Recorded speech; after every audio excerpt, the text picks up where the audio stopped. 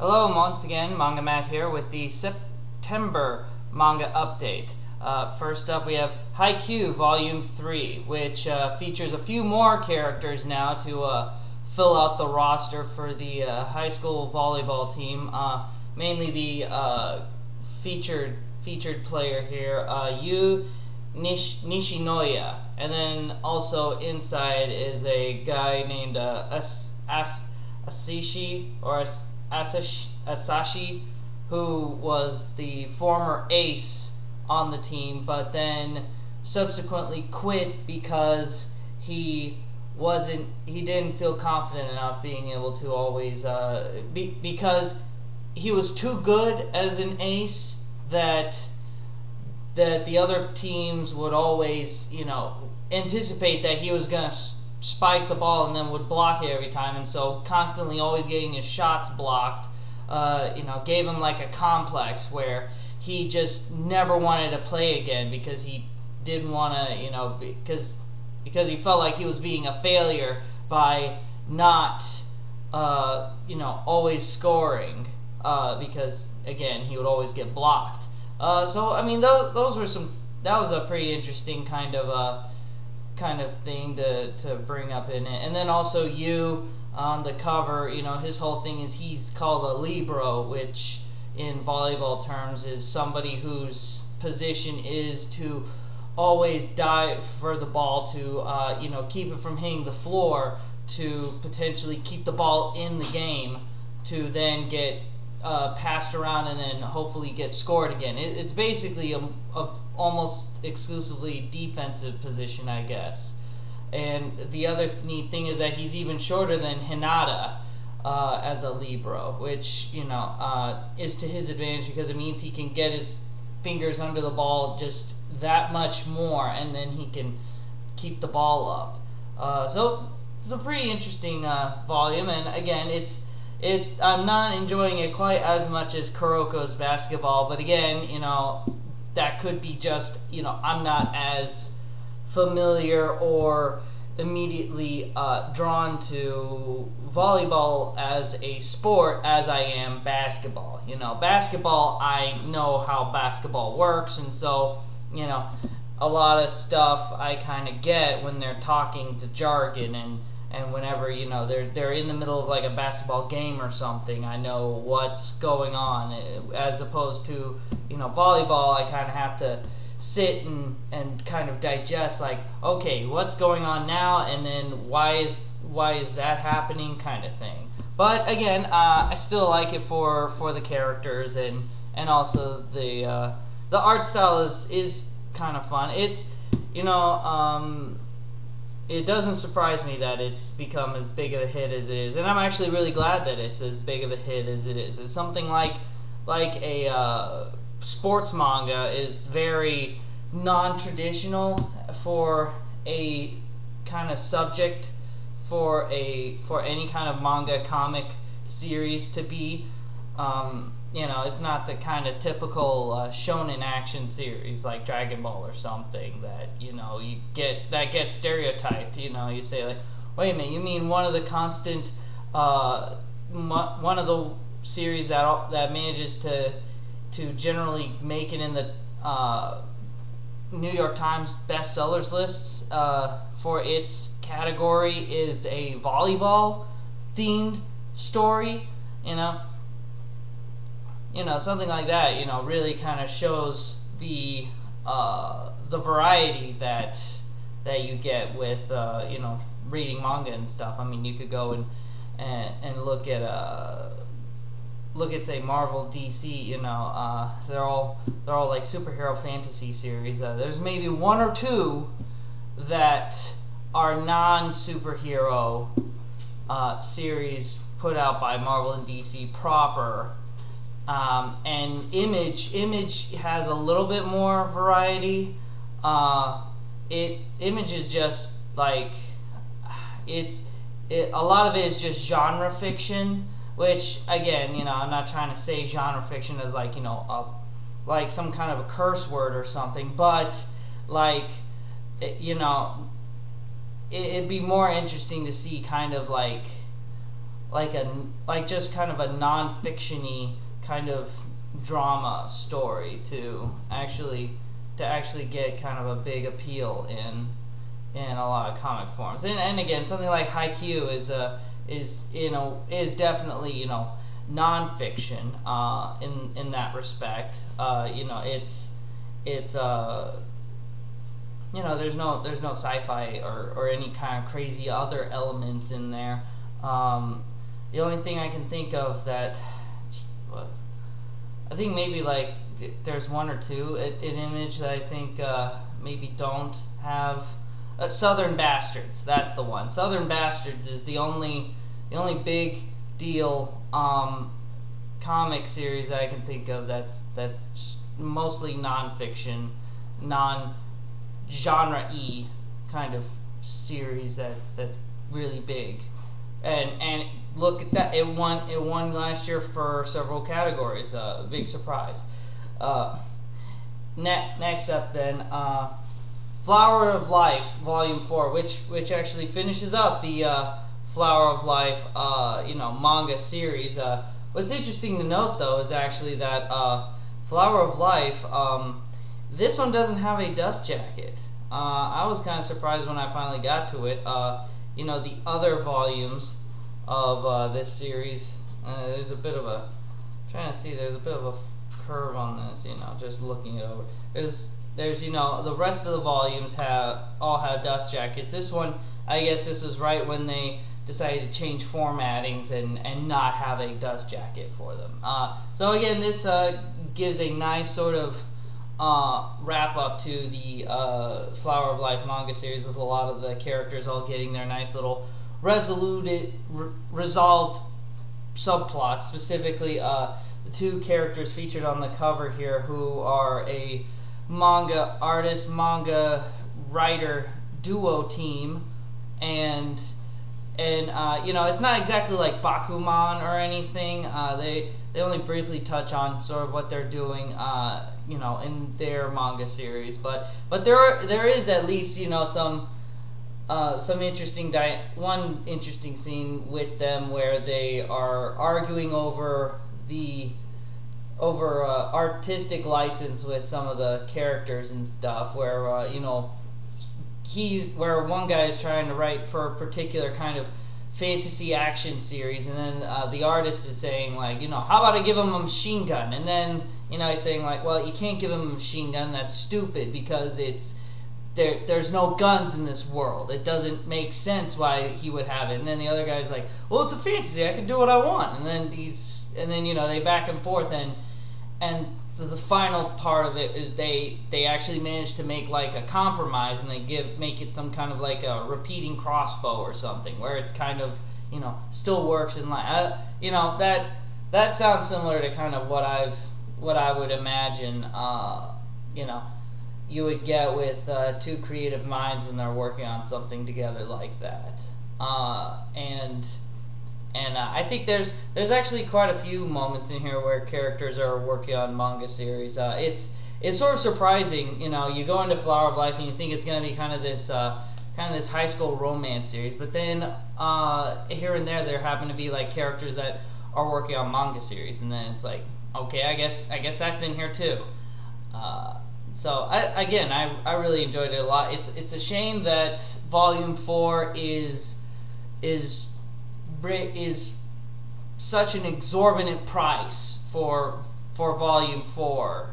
You know, there's a lot of, you know, people always kind of go back and forth about, like, you know, how like anytime I talk about like how I read manga or read comics and stuff, people are like, what's your most valuable one? And I tell them, like, you know, I do have a few that are worth money. Like, you know, I could definitely say that Flower of Life, you know, I want to say that I spent maybe you know, I spent a lot more than its cover price is worth, I'll tell you that, but it's nowhere near what it's worth now. And, you know, I feel bad about that. You know, it's like, but at the same time, I got it because I enjoyed the story, I enjoyed reading it, I enjoyed the the artist and everything, and you know, sometimes things just go out of print and they become sought after because those stories and those characters are sought after. You know, the contents of this is what's sought after. It's more, I dislike when a comic gets valuable because of like a thing happened that's outside of that scope, and then it becomes valuable because of that. Like variant covers. I hate variant covers in comics. I think variant covers are a cancer on the entire comic book industry. You know, the idea that somebody can just draw a variant cover and then artificially they only make a certain number of those so that, you know, there's only so many, and then they and then you know, like out the gate that's worth $80, that variant cover, even though the contents are exactly the same. You're buying it just for the cover. For me, you know, it's just, you know, there are people out there that like variant covers, and I guess, you know, that's fine for them. They can do what they want with it. I don't like it. I especially don't like the idea of people that collect comic books that don't read the comic books. Like, I have a friend. He started collecting comics like when he was reading Walking Dead. He really liked Walking Dead, the series, and then like he would collect like key issues, like the first appearance of Michonne and stuff. And you know, hey, there you go. Or he collected like he got you know, he really liked Punisher, so he got like Punisher 129, and he got like Amazing Spider-Man 129, which is the first appearance of Punisher, and you know, he read that, but like he'll sometimes get comics that he has no intention of ever reading, and he only got them because they're worth money. And I've heard of people that would collect comics that, or even, you know, the idea that somebody would want to get like, you know, Action Comics #1, you know, which is worth like, you know, 10 million, I think was the last that it went for, and they only want it just to sell it. And I'd be like, well, I mean, you could, you wouldn't be interested in actually reading it, in actually reading the first ever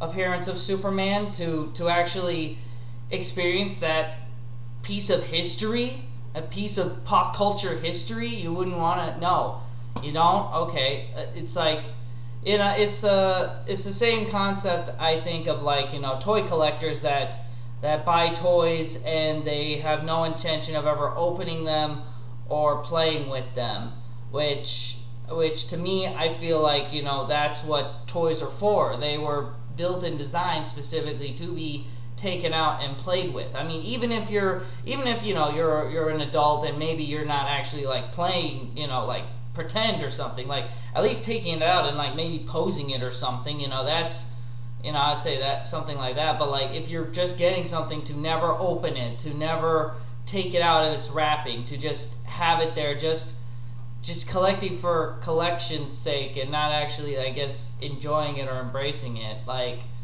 I guess something like that, I don't, you know, I think is just a really, you know, there's some kind of a misbegotten mentality behind that, and it was exactly that kind of mentality that led to the comic book bubble bursting during the 90s. It was people that were buying comics just because they thought they could sit on it, and then it could you know, turn a profit later. You know, if I sit on, you know, the death of Superman now, you know, 20 years later I can pawn it and then like I could pay for my son's college or something. Well, you know, when you buy a bunch of comics, they print more comics, and then that decreases the overall value of the said comics, and then you're left with comics that are actually worth less than when you bought them because there's a surplus. That's how that works, you know. And I guess, you know, that's kind of my main rant to make. You know, I'm at least glad that 99% of all mangas like never really accrue value. There's a very scant few mangas out there that will actually go up in value, that have gone up in value, and they are rare and they are random. They are, you know, you have to dig deep, and you have to be there has to be like a niche. You have to be like looking for a particular one to find something that actually goes up in value, because mangas are, a lot of mangas here in America are always getting reprinted. Like people, like Berserk was starting to go up in value, and then you know, they reprinted Berserk. You know, a lot of out of print Viz manga were going out of print, and then they republished them in digital formats. You know, stuff like that I think is great. I want to make sure everybody can get a hold of whatever series they want to read, and they don't have to worry about getting to volume 18 and finding out that for some printing reason volume 18 didn't get a whole lot of numbers out, and that's why it has this skyrocketing value to it. You know, I don't want people to read Flower of Life, get through 1 through 3, and then suddenly they can't read volume 4 because it's worth over 10 times its normal value. I don't want that for anybody. Not in any case, that's all I got for this one. So, enough of that rant right there about me and my love-hate relationship with the comic industry. Mostly kind of a hate relationship with at least the speculator market of the comic book industry. Okay, going on, we have here Color of Rage, which this is kind of spawned from my kind of renewed interest in Kazuo Koike, mostly in just getting everything else the guy has done.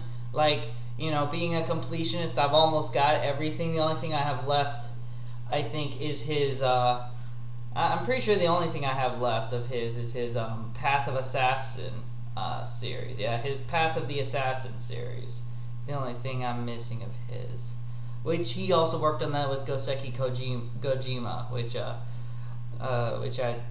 you know, I love his art in Lone Wolf and Cub, so I would look forward to actually getting all of those. And it's odd that that's the only one of those, you know, Samurai Executioner, Lone Wolf and Cub, you know, those three that were published in the uber small format. That's the only one that hasn't gotten the omnibus reprinting.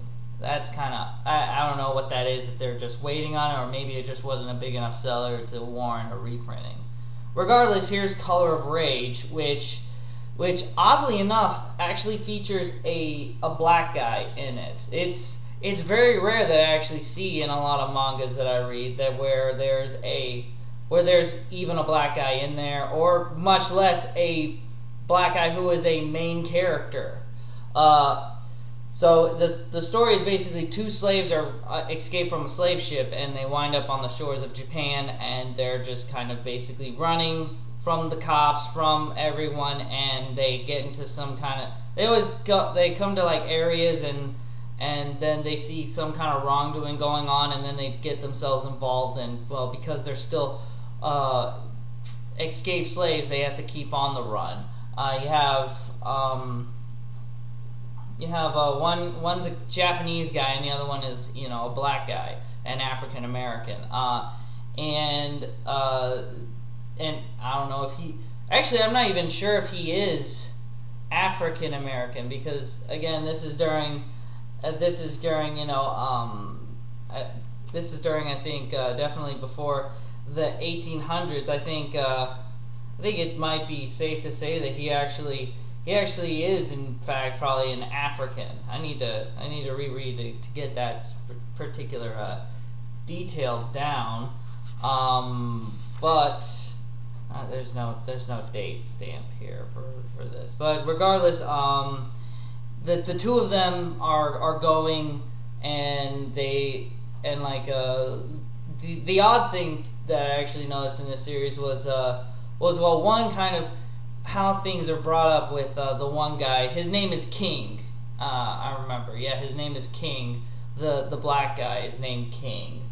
I forgot what the Asian guy's name is. I think it's something like Shiro or something, or Shin or Shiro. The two of them, they escape from the ship, and what I found interesting about this series actually is that, okay, yeah, the year is 1783, so you know, I can't really say how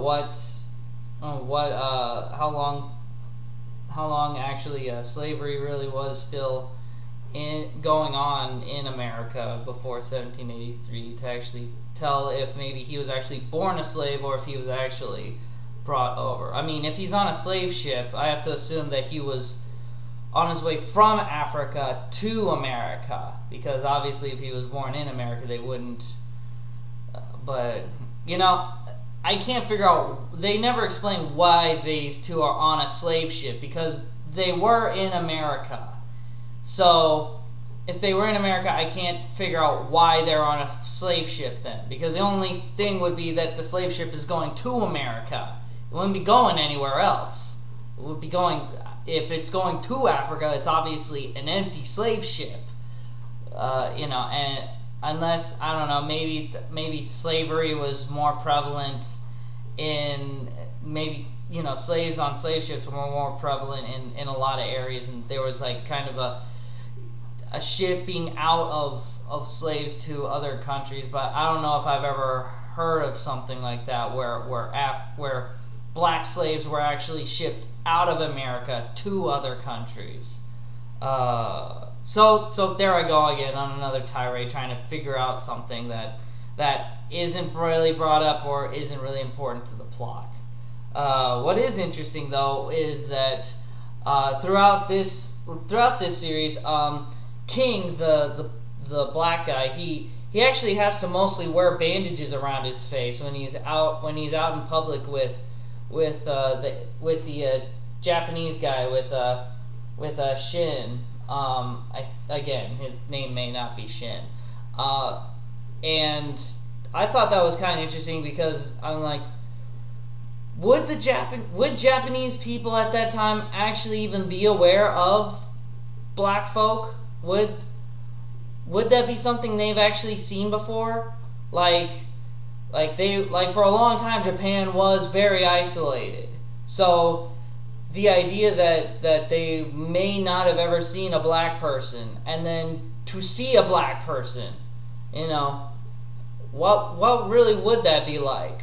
I mean, you know, I don't know. Like in the manga, I'm saying that they actually go into a detail that there were actually a few Japanese people that were actually legitimately shocked at seeing King, you know, a black person in front of them. And so I'm wondering if that's actually accurate of the time, or if that's something that Koike himself is imagining is like that. Because, I mean, Koike is actually he is actually supposed to be a scholar of Japanese history, so I gotta imagine that he does put a fair amount of accuracy and research into a lot of the things he details in his period stories like this. And you know, I want to say that I want to recommend it, but you know, it's not that strong of a story. It's just a lot of loose connected adventures that they have together, where they're fighting against like an oppressed village, and then they're fighting against some yakuza who are running some kind of a gambling parlor, and then I think at one point they're, of course, you know, dealing with a brothel. This woman with the tattoo on her back never appears in this series. This cover is a complete lie. You know, not that that's really important, but it's kind of like, well, why is it even there? You know, you could argue. But I mean, if you already have everything else, I'd say it's worth getting it if you're still a big Koike fan. It's definitely not as any of his more controversial stuff he's done, and it is at least interesting to see kind of a story that at least has some focus and some attention on a person who is black, having a main role focus in a series like this, which you don't fairly see too often. Heck, even seeing a side manga character who happens to be black is not that common even. So at least it's an interesting kind of oddity to see in that and check out. Next up we have here Sugar Sugar Rune volumes 3 through 8, which is the rest of the series of Sugar Sugar Rune. I really enjoyed this series a lot. Oh, I noticed one thing interesting here. You notice the last number there is actually yellow instead of white. You know, it's always interesting when there's some kind of weird inconsistency with the printing on some of these books when they publish them. Regardless, anyway, I enjoyed this series a lot. You know, the whole idea of these two girls who are both candidates to become witches, like the head witch of their magical realm, and then they have to capture, you know, boys' hearts to, prove their worth and everything. But then there's actually more detail that's actually brought into the series with the idea that the hearts are actually processed into what's known as enkure, which is essentially like sort of the current magical currency of the magical world. It's essentially what powers anything magical. Like, you can't do magic without enkure or encure. And I thought that was kind of interesting because, like, in the magical world, I guess there's not a lot of encure because, again, you know, witches and ogres and stuff, they only have the one heart, which they can't give up or they die.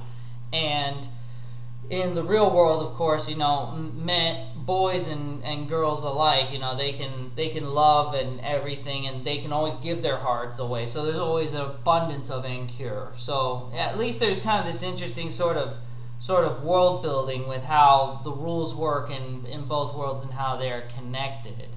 And then there's also the interesting thing with the witches and how they're at odds with the ogres, because the ogres are essentially like another sect of magic users that were kicked out from the last reigning queen or from some bygone event. They were kicked out of the sort of nice area, and they were kicked into like the worser parts, and they've always had a grudge against the witches since then.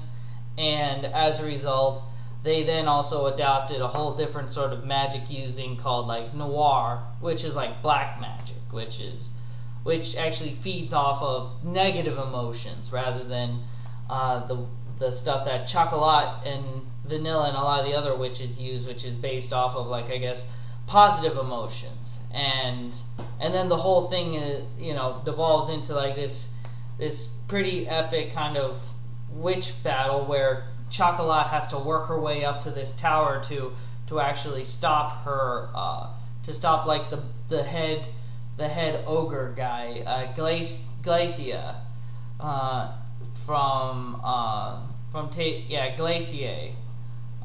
the king of the underworld, in order to save everybody from a bunch of the characters from dying, who are all like critically injured. And then also figuring out, like, it was actually sort of an interesting ending. It wasn't what I was expecting. It was very kind of dramatic, actually. It starts off kind of silly and fun, and then it gets much more serious, like, as the series progresses. Which I guess maybe that's, it's one of those things where you thought, like, oh, this is gonna go on like a really long time, and then, oh, it's only 8 volumes, and it's done. And, again, if you have, like, a little girl who is around maybe 10 years old or something, this is something that they could probably enjoy a lot. Well, I mean, they could enjoy it if, Volume 8 wasn't, more expensive than wasn't like, several times more expensive than the rest of the volumes. But, again, Udon Entertainment is supposed to be putting out a new printing of Sugar Sugar Rune, so it's possible it'll get, recirculated again after that. Then let's see. Next up we have Heartbroken Angels, Volume 1 and Volume 2. This is you know, I was going and you know, looking at a bunch of these older Viz graphic novel publications with a lot of, you know, the pulp imprints, and one that came up was Heartbroken Angels, and I was like, what is that series? And so I was just like, you know, I'll just get it. Whatever it is, I'll just get it. Let's see what it is. And, you know, they had them in, you know, hardcover form, so I'm even more like, okay, done. I don't care what this is. If it's hardcover, you know, I gotta get it. And what they are is they are actually 4-panel gag strips. They're like all 4-panel gag strip mangas, which all right, there's some. This is like a weird mixed bag with how this thing was produced, because well, one, these are some not so good transfers from their source. Like I can tell these are just, you know, they had to recopy these. Probably you know, they obviously had to flip the art around because you know, the way the panel balloons have to go. Even though they're vertical, they still probably have to flip the panel balloons over so that the dialogue bubbles read right. But then there's also this weird thing where some of the gags in these manga volumes will just they won't fit the standard 4-panel break, and they'll have like you'll have say the one on the end here, where, you know, it's clearly 3 panels, and then you turn the page and it's the last panel is like, you know, a full splash page, but of course you can tell it's been enhanced because there's a loss of resolution. So it wasn't intended to be a 2-page splash as some kind of like big, you know, punchline. That's how it was, I guess, printed in the whatever the Viz Pulp magazine that these originally came out in. Yeah, Heartbroken Angels, which originally came out in yeah, Viz Pulp edition, volume 1, number 3, 1 through 3, and number 8. Yeah, but it's that, and then also there'll be weird ones where like for instance, it'll be like several panels will just wind up being spread across like various pages like this. Like right here, here's a 4-panel, but for some reason it's spread out over 2 pages in like a full size spread like that. And, you know, again, you can tell that the images were, you know, blown up. They weren't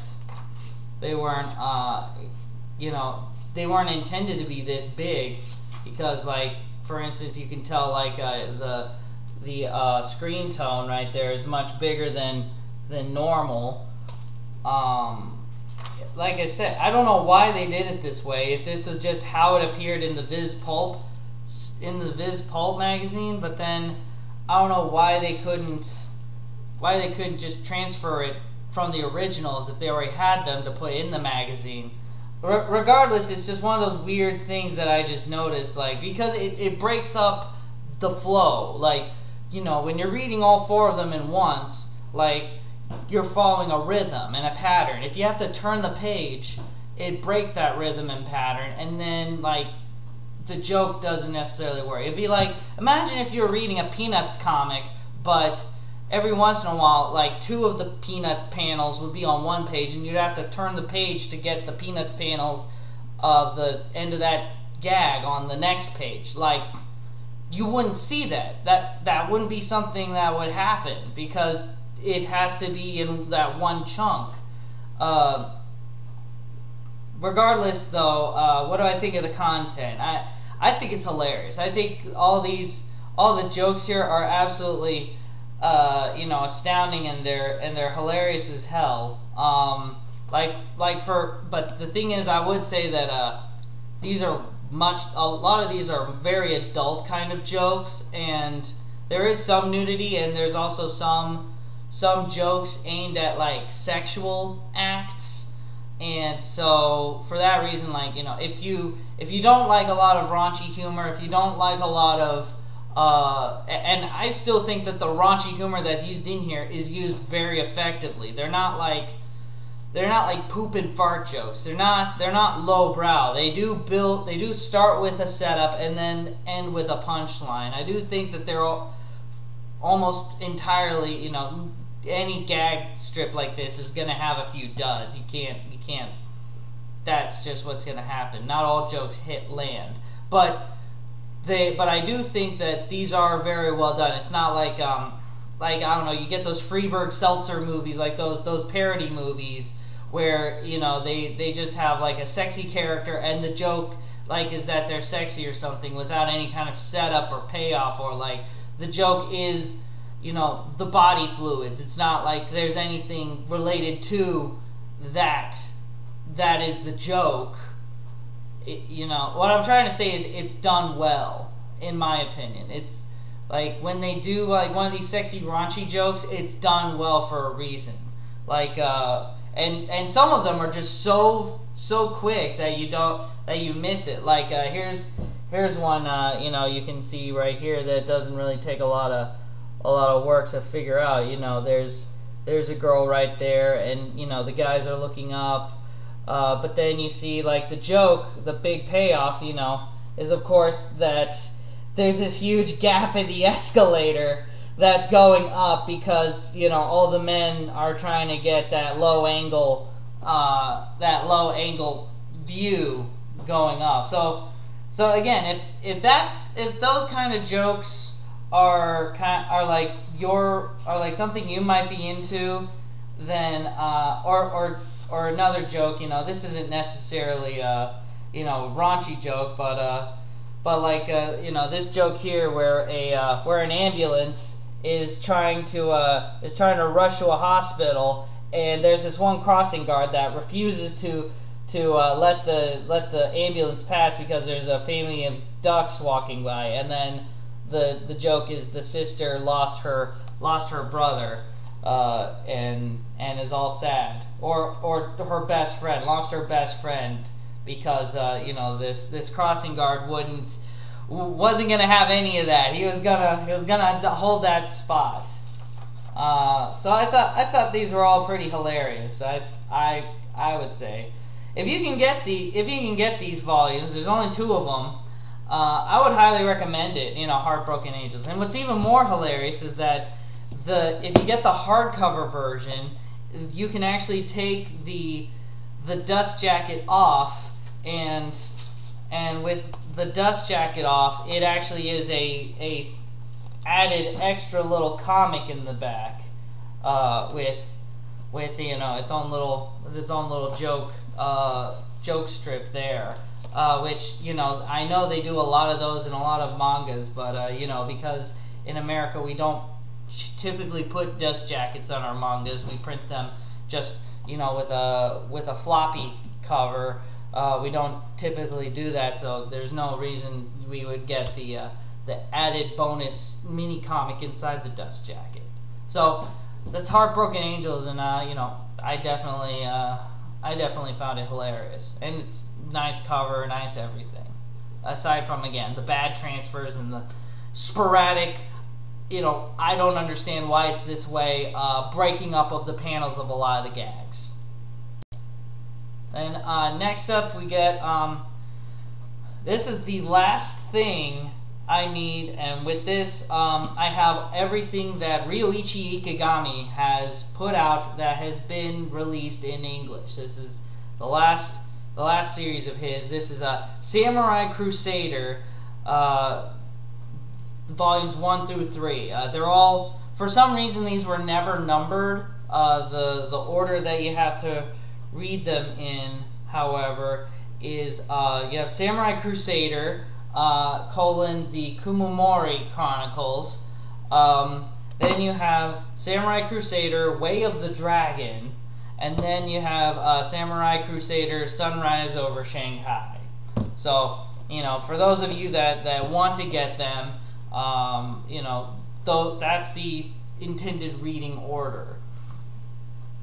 Because it's not like they're a bunch of disjointed, unconnected stories or something. They follow one continuous plot. So, you know, I know that a lot of times even in early viz or something, that they would generally not number their manga volumes if there was not a deep continuity or something going on. But in here, you know, the fact that there is a clear beginning, middle, and end, I don't know why they decided to not number these in any kind of way. Regardless, though, what's the story about? It's about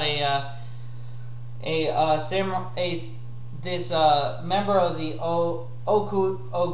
Oguin clan, Kumomaru, who is a swordsman, and his mission is to collect and protect this ancient sword named the Kusanagi, and you know, along the way he has to go to Paris because the sword is for some reason in Paris, and he has to get a hold of it, or otherwise, you know, the Nazis are going to get a hold of it, because the Nazis feel that the Kusanagi has this ancient mystical power to it that they need to, you know, help the Führer win the war. And, you know, it's, again, this is all stuff that, you know, probably the Nazis really did look into. Like, the Nazis definitely were into the occult. They were into black magic. They were into, you know, all these other things that they thought would,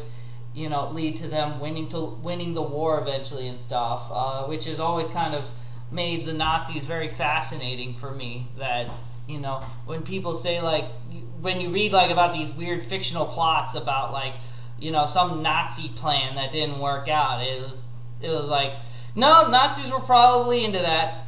That's probably true. Like, Hellboy with them trying to open a portal to another dimension. Yeah, I believe it. That sounds like something the Nazis would have been trying while they're trying everything else. And, you know, this series, you know, has a lot of great sort of samurai fighting in it, a lot of ninja fighting in it.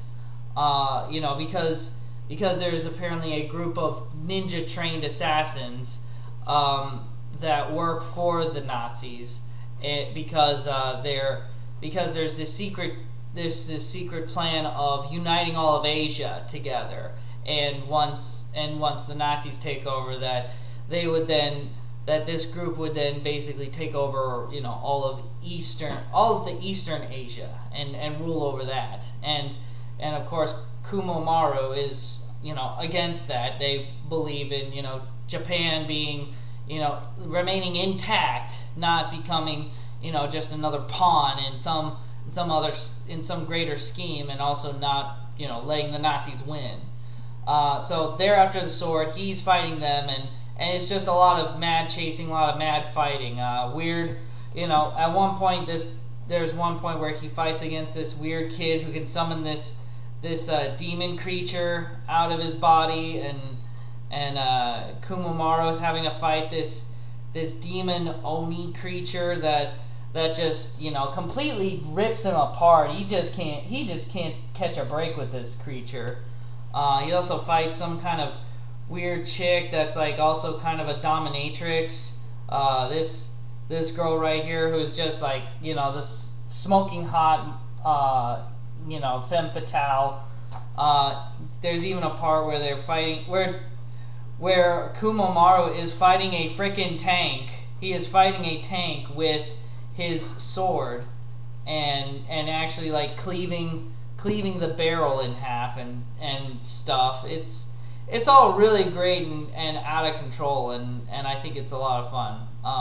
At one point, one of the ninjas that's like the main rival, Juzo, who is against Kumomaru, he gets his hand chopped off, and he actually gets a robot hand put in place to continue fighting him, which I thought was pretty neat.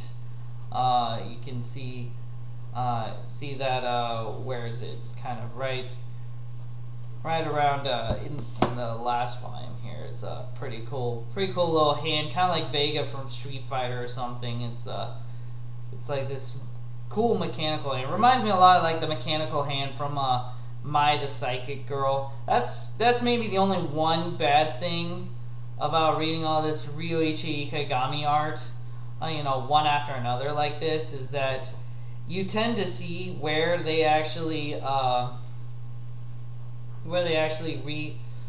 recycle a lot of his main art ideas and stuff. Like you know, a lot of his heroic men always seem to kind of look the same from series to series. Also, a lot of his more serious men always seem to kind of look the same. Like this guy here, you know, Kumamoru. I swear I've seen that face like at least a dozen other times from all of his other works. You know, I think he only has like a very limited number of styles of people he can draw. The only other thing that's really worth noting about this series is well, a couple things. One is that it's fairly short. I was really expecting Samurai Crusader to be like a lot longer, with kind of him training. Like they cut like a lot of stuff short. Like there's this whole scene where he has to like train how to fight the Oni demon, and then it's like, oh, within like one chapter he's totally mastered how to silence his soul or something, you know. And then there's like a whole, and then like the last half is him storming the castle against the main Nazi threat. It's like somebody not Hitler, and they're storming this castle, and like they cut and dice against all these villains, and then it's like, oh, it's done. Like there wasn't some big baddie at the end that was like, you know, putting up a lot of fight for him or something. It's just like done. It's a very rushed kind of ending. That's the only complaint I really have with how well it started and how well it was continuing, and then to have this kind of end to it. I don't know, maybe the series got canceled and he had to wrap everything up. Maybe that's what happened. That's what I'm going to go with. The only other weird thing to mention about this is that on his journeys, Kumamoru's best friend and confidant is Ernest Hemingway. Ernest Hemingway, the novelist, is fighting with an Asian samurai against Nazis. Ernest Hemingway is globetrotting in Paris and I think like kind of maybe in like kind of Asian-y area, like not back in Japan, like I think China or Asia, somewhere around in there, globetrotting around fighting Nazis, one of whom has a robot hand and the other one can summon a demon, and he's just fighting these guys. He's got a pistol, he's fighting. It's Ernest Hemingway. It's so baffling to have, just every time they say his name, I just have to stop a moment because I'm like, hold on, they need Ernest Hemingway's help here. Hold on a minute. Ernest Hemingway is an integral part of this weaving narrative. Like, their story of the castle is like, Ernest Hemingway, come on! It's like, what the hell? Like, I just, it's so bizarre because, like, there's nothing about Ernest Hemingway that I can think, like, I think I read maybe like one or two like poems or stories by him maybe, or I think maybe I have, but you know, I've heard the name, but like there's nothing about that name that like it'd be as ridiculous as like if Mark Twain was there or somebody, or like Nicholas Tesla. Like they do nothing with Ernest Hemingway. It's not like they picked him like he was chosen to be in this story because there's something about him in his life that was integral. Like I don't know, like if they put Nikola Tesla in there, like they would maybe say like, oh, he was working on some sort of weird electromagnet which runs on electricity to like stop the Nazis. Like, at least then I would say, okay, he's in there because they need this science-y thing, and that's why he's there. Or, I don't know, if, like, they had Albert Einstein, they'd need him to, like, calculate something to build a thing, you know. That'd be something. But, like, Ernest Hemingway, he's there in name only. He does nothing. It's just such a weird oddity. I'll never get over this. When I think of Samurai Crusader, it will always be Samurai Crusader and his best friend sidekick Ernest Hemingway. You know, I'm not gonna say read this series just to see Ernest Hemingway, because I don't think it's that big of a deal. But you know, I got a fun little chuckle out of it every time I saw him in this series. There's also some cool action. You know, if you're a big fan of like kung fu movies, if you're a big fan of like, you know, all that over the top samurai action, and you're a big fan of like Ikegami's other series like Crying Freeman or something, you know, a lot of that element is still in here. But you know, I'm gonna just say like it's okay. It's okay. I don't know. I know you'd rather me say like it was garbage or that it was some kind of hidden gem, but it was okay. Alright, next up we have Pokémon Omega Ruby and Alpha Sapphire Volume 1. With, you know, these are the thin editions, and I think much like Heart Gold and Soul Silver, this is going to be, I think, like, you know, just the one volume, not like this one volume, but I mean like this, you know, in the 3, and then that makes like one 200-page manga volume. I think that's gonna be the whole of the series right there. Like it's like I think it's gonna be just a very short, like 2-volume series run. But essentially, what's the plot here? Okay, so years have passed, and Ruby and Sapphire are kind of doing their things. They're still training along with Emerald.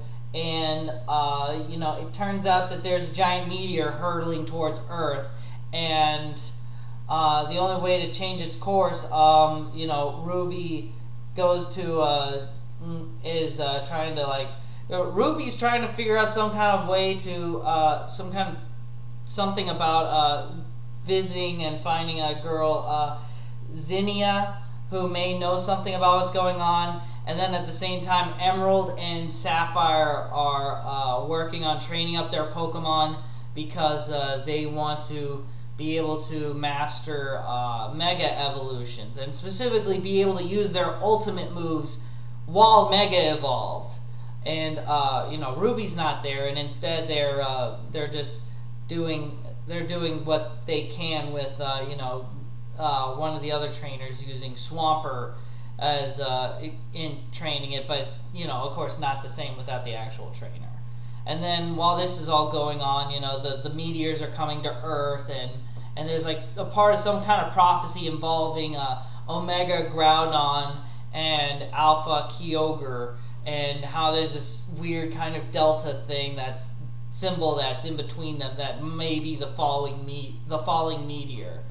So, you know, again, I think this is a pretty cool little story. I do like the fact that it was, one thing they add in here that was from the games is the Pikachu costumes, which in the games you can go and get your Pikachu, put the Pikachu in some costumes, and depending on what costume Pikachu is wearing, he will learn a completely different move type, attack. Like, you know, if he's wearing the Lucha wrestling outfit, he'll learn like a fighting move. I think like if he's Rockstar Pikachu, he learns some other kind of move or something. But regardless, you know, I thought it was kind of interesting that it was actually Ruby who actually designed the suits, because again they established that Ruby was always really into Pokemon contests because he wanted to distance himself from his dad, who always pushed him into doing you know, Pokemon battles. And he did you know, the Pokemon contest is like a way of rebellion. I thought that was kind of neat that they added in, you know, he was the one that designed the suits, because that would kind of make sense, because he was always obsessed with beauty and how people looked and stuff in the game, in the manga series. And then also supposedly something has to deal with Rayquaza in this series. So it's a nice continuation from the Ruby and Sapphire manga volumes. Let's see. Then next up we have Lone Wolf and Cub, new Lone Wolf and Cub, Volume 10, which features these two. First, there are like these three swordsmen who are going to recruit these two swordsmen who supposedly know of a technique that can defeat the Jigen Ryu. And while they're going and finding them, Togo Shigekata and Daigoro have to both go and visit a swordsmith to forge them two new swords that they can then use to take out the Komu, the sort of regional leader type at the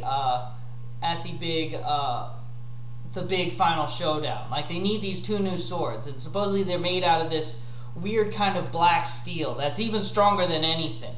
And also, again, Daigoro getting his own sword, which is going to be interesting because this is kind of the final evolution of Daigoro's character, that he's finally being, I guess he's finally graduating to a full-fledged master of Jigen Ryu, or just like the entry level. And the swordsmith they meet, he's kind of this cool, weird, eccentric type. Again, I really like this volume, and it's setting up a lot for the final volume of the series, the next one, where I guess they face off against these two swordsmen who can beat the Jigen Ryu, and also them facing off against the final bad guy here, who's taken residence in the main sort of political status in like the regional, like, I guess he's like the daimyo or something likened to that. And next up we have Bride Story Volume 8, which this one mostly focuses on the girl Paria, featured on the cover, Paria, who is this very kind of quirky introvert. She's always very kind of speaks her mind, and she's always very kind of energetic, and she doesn't have a lot of patience, and she's like a friend of Amir, who only briefly shows up in this volume. Me and someone else who I know reads this, we both love Amir, the character, and it's been a little bit frustrating that Amir hasn't really had a major storyline since she's barely been featured in half of what these volumes have been. But I don't think it's that bad. I think it's kind of interesting that Kawamori feels okay with just completely focusing on a completely other different character to more or less explore the interesting culture of the Middle East during this time period, and a lot of these older traditions that they had, specifically with Paria, and how she, following an attack on Amir and their group and their family's village, and it getting ransacked and burned down, Paria, she basically lost, her and most everyone lost all their valuables, but her specifically, she lost a lot of the embroidered cloth that she was sewing, and in this culture it's a very important thing to have for a woman to be able to sew, because she would have to sew all the clothes that her family would wear, and Paria was never really that good at sewing, and so losing all of that meant that she has to start over again to build up all of the sewing stuff. Like, basically part of getting married in this culture is that you have to already have a bunch of this pre-sewn and ready to go, to show that you're prepared, and to show that you have a skill and talent, to do these things. These are like essential things for their culture, and like, apparently you can't, because she doesn't have any of it, she has to wait until she gets more of it done and ready before she can get married. And again, that was another big thing of her, that she was always worried about how she would not get picked to get married. Like, no one, like, for the longest time, she was always having a hard time finding someone who would be willing to marry her. And again, it's interesting, you know, they go through kind of her figuring out how to work at sewing more and getting better at sewing and being more patient with it, because the only thing she's supposedly good at is like bread baking, you know, something simple that you can do with a lot of work and force and just get it done. You know, sewing and embroidering takes a lot of patience and a lot of time and a lot of focus and skill. You can't cut corners with it. And you know, I thought it was a very interesting volume focusing on her, you know, as a different character that we haven't really explored or seen yet in this series. I really love A Bride Story. I think it's, again, still one of my favorite manga series that comes out, the shoujo manga series. Currently, I think the only ongoing manga series that I'm still getting that I also still really enjoy. Yeah, Angel Sanctuary, volumes 7 through 10, which, you know, I'm slowly working my way through this series. You know, I had a hard time with reading the 1 volume last month, but I think part of that is just I spent too much time away from the series to really keep following it.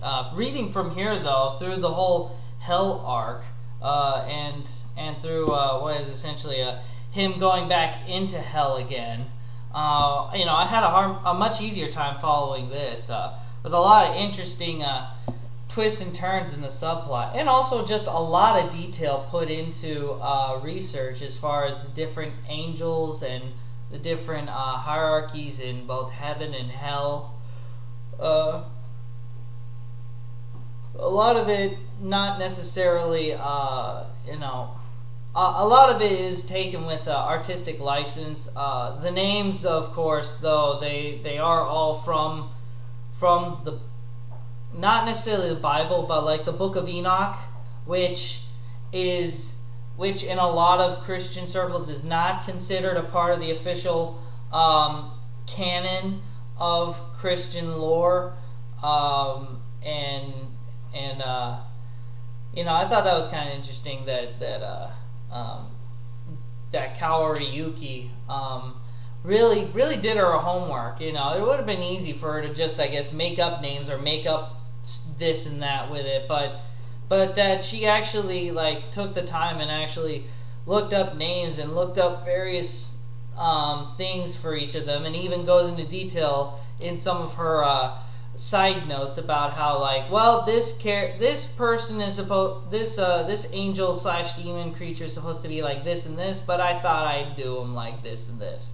And you know, it's always nice when you see a creator who at least does the research and does the fact checking and will try to be as faithful as possible for a lot of what they do. It always infuriates me when you know, a creator, someone in a creative that works something creatively, and they don't even do like, and they're going to do something very technical that's very focused around a particular subject matter, and they don't do the basic kind of homework that you should be doing. Like, again, if you're going to do something like Angel Sanctuary, where you talk about a lot of this stuff with angels and biblical stuff, like, you should at least do the bare minimum of looking over some of those names and things to get those right, you know, and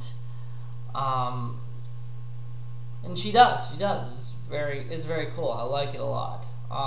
It feels a lot. It also feels a lot very Greek, like Greek tragedies, like also the story of Orpheus descending into hell. There's a lot of that in there right now. A lot of that feel. So it does feel like she's borrowing a lot of Christian idealisms, a lot of things from Christianity, and as far as like symbolism and characters and kind of looks and motifs, but story-wise, she's also borrowing a lot from like those Greek tragedies. A lot of those characters who just have like tragedies that are always thrust upon them, and they always have to go get out of it. And and also things where like they're having to make some kind of deal, and they're having to, you know, work their way through these deals that they make, and even possibly try to weasel out of it with some kind of cunning and skill, which I think is very cool. I really enjoyed it a lot. It's a shame that Angel Sanctuary never got a really faithful adaptation for itself. You know, that's one thing that I've considered as a possible top 10 video, is top 10 manga series that deserve an anime adaptation, that haven't gotten an anime adaptation. I've thought of that. You know, Angel Sanctuary. You know, I don't think that you know, Angel Sanctuary did get, you know, 3 OVA episodes. So I mean, there's still some upstairs that there's some manga series that I have that have flat out gotten no adaptation. So I would have to put those above it on the list. Even though, you know, it would be, even though like 3 OVA episodes is terrible representation of the series proper. You know, 20 volumes long, you're not going to fit all that in 3 OVAs. You know, I would still then have to say like, well, this series that didn't get any of that, they didn't even get a bad adaptation. They got no adaptation. I would have to, you know, I would think in my head like, psh, even Basaro, which I think is like maybe the best shoujo I've ever read, even that like had a 12 episode anime for it. Yeah, doesn't do the manga series justice, but at least it got something. A lot of these other series got zilch. You know, speaking of manga series that got zilch in the anime department, next up we have Iron Wok Jan, volumes 7 through 13. Of course, you can tell which manga series between Angel Sanctuary and Iron Wok Jan I've been reading through more diligently. You know, no contest. It's not to say there's nothing wrong with Angel Sanctuary. It's just there's a lot of dense material and a lot of dense plotting going on, and Iron Wok Jan makes me hungry every time I want to read it. So I can safely say that I'm getting more of a reaction when I read this. So how have I been enjoying Iron Wok Jan? I haven't been enjoying it thoroughly. It is a lot of fun. I do think it's kind of interesting though that you know, from the first few volumes they have this weird kind of like, you know, solid color line in the side, and then there's like this white on the spine, and then starting from volume 12 they put like a little tomato in the numbers right there, and then they also change it by you know, they get rid of the solid color line on the covers there. I don't know why that is, because this isn't like the beginning of some new arc or something. This isn't the beginning of like some new chapter in the saga of Iron Wok Jan. I don't know. I guess maybe there was like some difference in oh no, that's why. Okay, I get it. It's because Comics 1 eventually got bought out by Dr. Master or DR Master. It became a completely different company, so they changed formatting styles. Okay, mystery solved. As far as enjoyment, still I enjoy the heck out of this series. Just every volume where John is just this unrepentant jerk that's cooking all this food. He'll just like, you know, slaughter a pig, and he'll like put the bones in the soup, and he'll put all kinds of weird junk together, and then he'll make this amazing stew, and then he'll wipe the competition.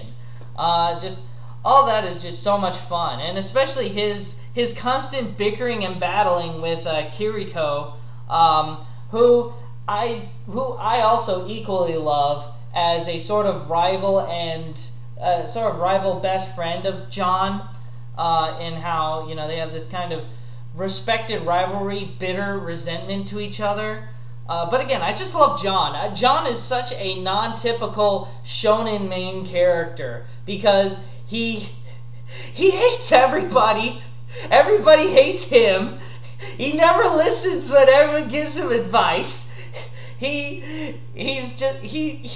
revels in taking people down a peg. He's just so eccentric and so egotistical. Now, I know some people hate that. Some people hate those characters, but you know, when you read as much manga as I do, as much shonen as I do, when you see a character that's just a completely different, like completely breaking of the mold, it hits you, and I love it. As far as some of the fighting, some of the food stuffs go, I thought they were pretty nice. Especially in 13 here, where there's this delightful recipe for what is it? They call it super pudding. That's the only thing that they ever call it. It's not actually pudding. What it is basically they put together the curry style super pudding. Essentially, it's a dessert dish that has a top layer that's sponge cake and a bottom layer that's custard. And the way they can do this is the egg whites are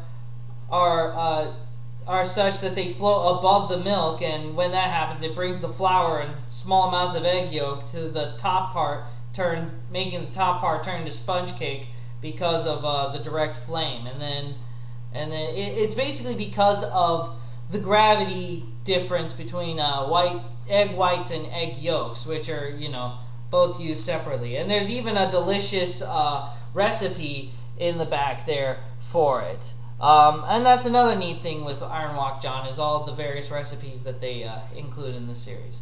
The only two things that I have really had a problem with in this series so far is I forget what it is. It's one of these cooking battles where John is facing off against a foe in a he's facing off against this one guy in a match, and what he decides to use as an ingredient is he decides to use rhino horn in one of his ingredients, and I just, you know, of course, I don't know where he got rhino horn. That just out of nowhere, he just got rhino horn. You know, even though that's supposed to be incredibly illegal to acquire. And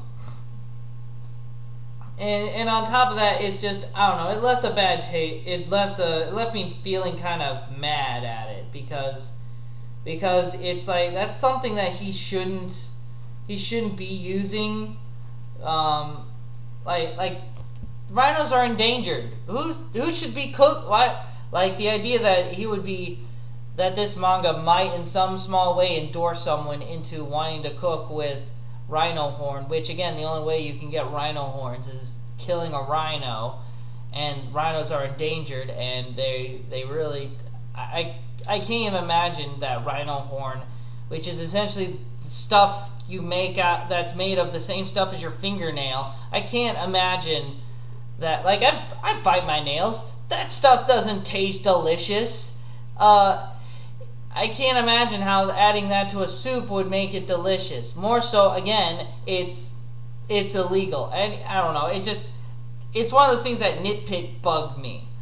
The other thing is, then there's another part later in the manga series where John is facing up against like this rich spoiled brat who thinks that he can use all of his vast wealth and money to get all these fancy ingredients, and the one ingredient he gets to face off against John is foie gras, which, if you're not aware of it, foie gras is it's where you forcibly overfeed a goose to make its liver swell up like several times larger than normal. You basically have to shove a metal tube down the throat of a goose and then put like a funnel and like funnel stuff it with cornmeal and cornstarch. Just shove it down there, and you do this constantly to make the goose engorged.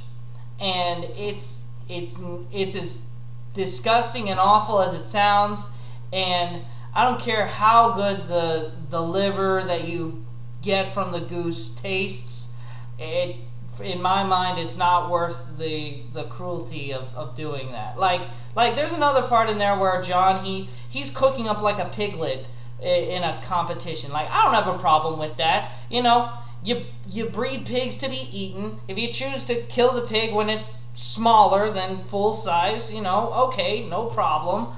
That's your choice. But, you know, the piglet didn't suffer for anything, for killing it sooner. You know, like, I'm not like this weird animal rights activist. I have a hang up about, you know, killing animals.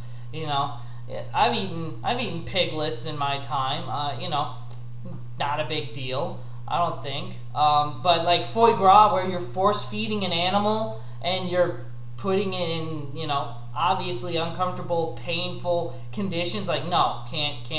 I'm not into that. Needless to say, though, John was not the one cooking that. He was cooking with some other liver stuff, and he actually beat him with it, mostly because of the fact that there was more innovation to John's dish than his opponent, who just, you know, he used foie gras, and they were just like, well, we already knew what it was going to be when you told us it was going to be foie gras. There was no surprise to it. There was no intrigue. You know, that was the conclusion of that battle. The only other big thing is that with Iron Wok Jan right now is that it feels like there's no stakes involved anymore. Like, after the big cooking tournament, like, he gets challenged by this one dude who, like, has this whole thing with aromatherapy and stuff, and he fights him, and, like, I don't know, there's this whole thing about, like, the restaurant's honor on the line, and I'm like, okay, well, I could still kind of buy that there's some stakes involved. The one after that where he's fighting the spoiled rich brat in a cooking battle, there's no stakes involved. There's no stakes involved whatsoever. There's no point to why John has to face this guy other than he just wants to battle him. And it's like if winning and losing doesn't affect anything, then I can't stay invested. The only reason why I'm invested is because John is, you know, such a crazy egomaniacal being that, you know, anything he does, I'm just on board with it. And also, I like seeing the foods made and prepared. But, you know, as far as he could be doing something better with, at least other than like somebody coming up and saying, "Hey, John, I challenge you to a cooking match," and then he'd be like, "Okay." You know, it's kind of like in Yu-Gi-Oh. Like, they at least make playing the card games important. At least they say, like, oh, the world's gonna end if I don't win this card game, and, you know, yeah, that's ridiculous, but at least there's stakes involved. At least it's not like, oh, I lost a tournament, oh, well, you know. I think they even make a point in, like, one of the later scenes when they actually are, in one of the later seasons when Yugi and the gang are actually fighting in a regular tournament, how completely low stakes this is to be in compared to their world-ending card game battles. But regardless, that's Iron Wok Jan so far, and so far still enjoying it. All right, I always try to save something big for last, and this is certainly in the big category. This is the Osamu Tezuka story. A Life in Manga and Anime. This monstrosity is a compiled, the compiled work by a one Toshio Ban, who worked in association with Tezuka Productions to create a manga that sort of illustrated the life of Osamu Tezuka. A lot of what Osamu Tezuka went through and was going through during his life as a manga artist and as a animator, innovator, a jack of all trades, influential Renaissance man. I highly recommend this to anybody who's a Tezuka fan, just to really kind of see what he was doing while he was doing it with a lot of this stuff. You would, like, reading this, it's even more than you can imagine with his stuff. Like the fact that, initially I kind of thought that, like, okay, Tezuka, maybe he did a little bit of maybe he was he went to med school, but like became a doctor, but didn't like it, so he then turned to producing manga, and then eventually turned to producing some manga, but then mostly doing animation. No, he was doing all of that at once in his life. In here, you see Osamu Tezuka going to med school, creating a slew of manga, and creating his own animation production company all at once. This man, I don't know when he slept. He, like, I think numerous times they mentioned he maybe got like 3 or 4 hours of sleep a night for years, and he just was able to go just off of that. It's astounding. And his output, my God, he was just constantly churning them out. And again, he was a big time innovator. Like the idea of his story manga, the idea of producing manga that you know told one long cohesive story was revolutionary. The fact that he would work in all of this, and then he would himself say, I am going to watch a movie every day for a year.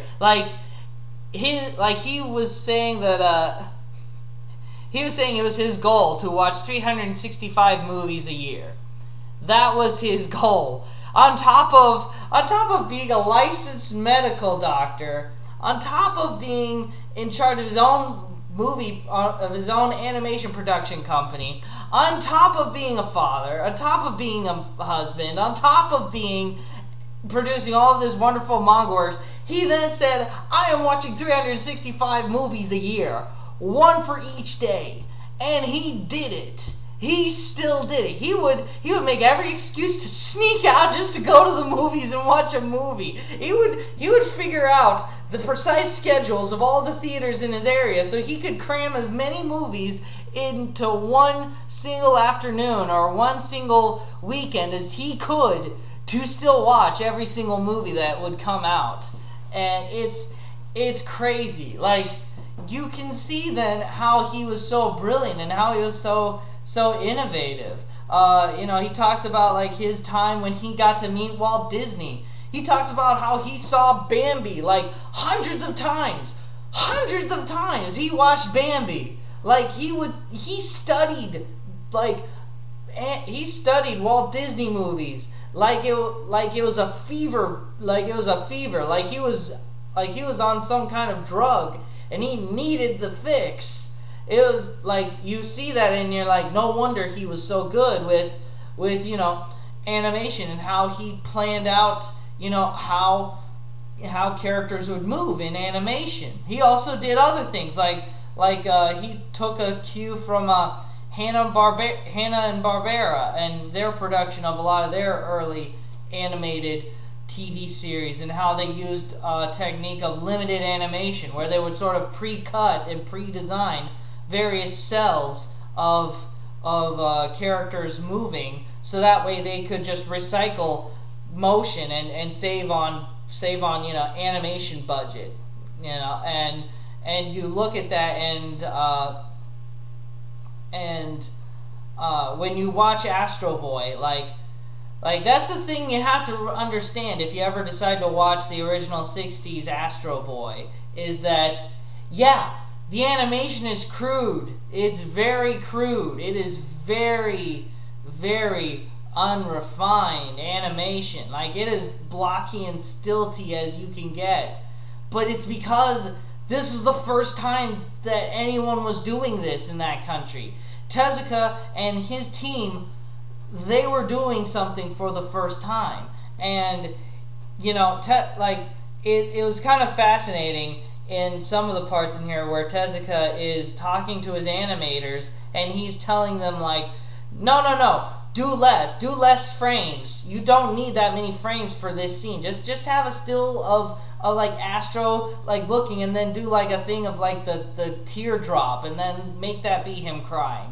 Don't animate a whole thing of it. Like Tezuka, he's not one of these eccentric artists that doesn't understand compromise. He still understood that we're on a deadline, we have a limited animation that we have to work with to make a deadline, and if we can do it in a way that works, we're gonna do it in that way. We're not, but then on the other hand, Tezuka still signed off on everything. He would still look something over and he would say, "No, it's trash. Do it again," and they would have to do it again, and just you look at that. You look at all the neat, cool anecdotes that you would kind of see in Tezuka in his early life. As a kid, where he would collect bugs, and when he was an adult, his fascination with movies, his fascination with animation.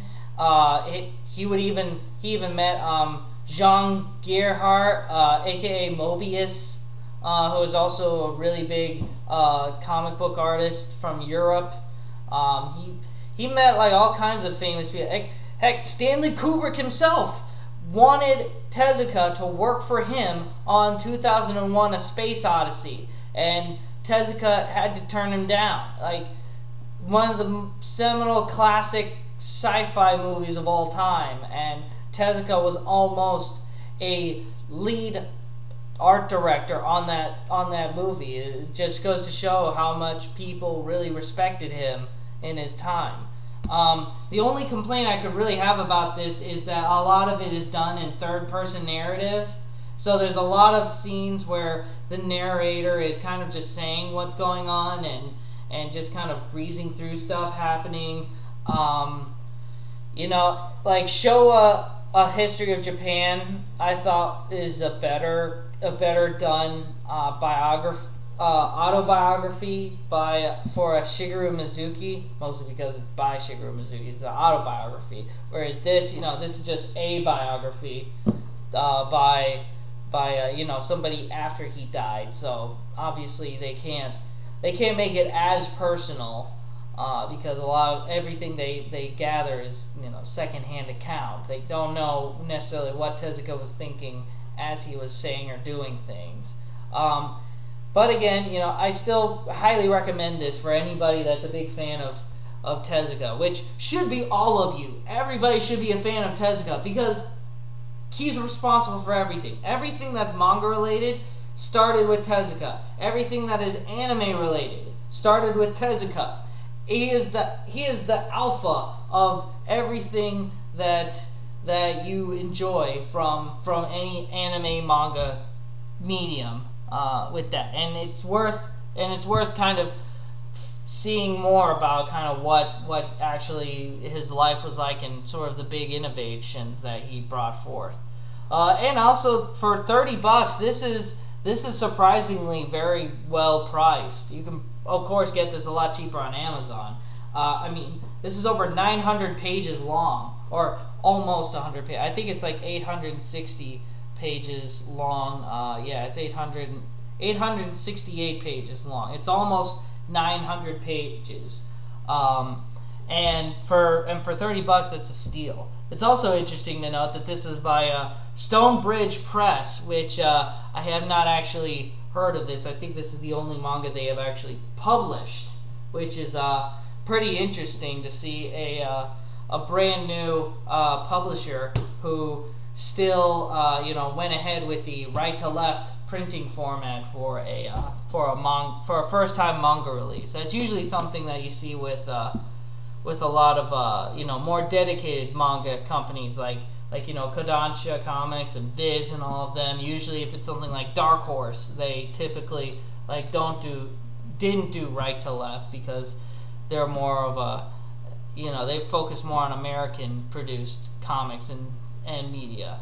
So anyway, that's all I have to do for this week. Yeah, I did a few more rants and side mentionings of stuff than I usually did, but anyway, I thought it was necessary. Maybe it wasn't, but anyway, that's all I got for this month. I'll check y'all next time. Thanks.